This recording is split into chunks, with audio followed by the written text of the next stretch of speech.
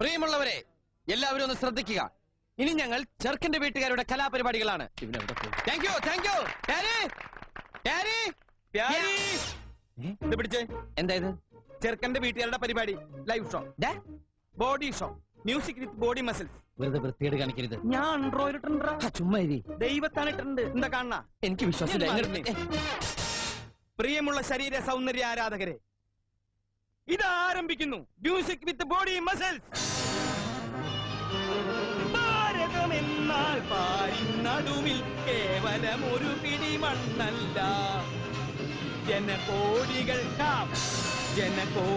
നമ്മെ കാപ്പായി മാറ്റിയ ജന്മഗൃഹമല്ലോ. കൂരകൾ തോറും നമ്മുടെ പണ്ടടങ്ങോറിനിടിഞ്ഞു തോന്നുന്നു. അടിപതരാതെ ഒരു ചെറിയ സാധനം കൂടി കാണിക്കാണ്ടല്ലോ. അതിന് എന്താണാവോ?